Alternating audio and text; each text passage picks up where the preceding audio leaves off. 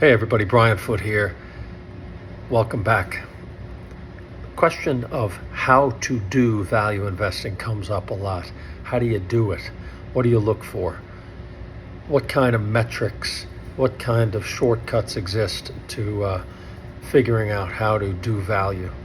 The first thing that I want to dispel is a concept that a lot of people have, a lot of people who detract from the concept of value investing without really defining the term.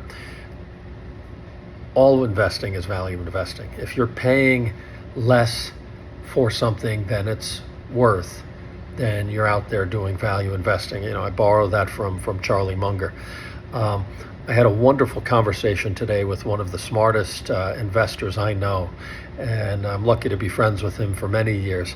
And he shares the view that I have, but he reminded me of this great view that great value investments have been made in what they call the compounders.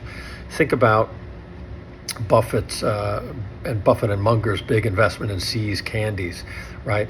They often talk about this as one of the great compounding assets, that the price they paid for See's Candies back in the mid-1970s really pays itself back in a very frequent basis. I think every year they get more dividends than the original price paid. And that's because this is a business that compounds. And while you can't expand See's Candies worldwide, they were able to compound because they can outpace inflation. They created a product that, regardless of the inflationary environment, this is a highly desirable, high quality, well enjoyed product. And as Buffett has said, you don't show up for Valentine's Day without See's Candies. There is really no cheap alternative. So there's an example of a compounder, and as they have pointed out over the years, if they had been stingy on the original price, they would have missed out on a great compounding opportunity. You see this often in companies that have a heavy research and development component of their expenses, of their corporate expenses.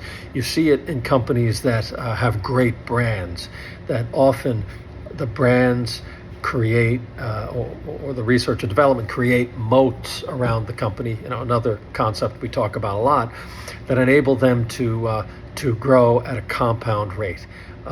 My colleague, my good friend that I was talking to, brought up software companies, and these are a prime example of that. They create intellectual property that, because of what is called the network effect, enables these companies to get stronger with each new customer, right? That each incremental customer costs incrementally lower percentage, if not next to nothing, to acquire.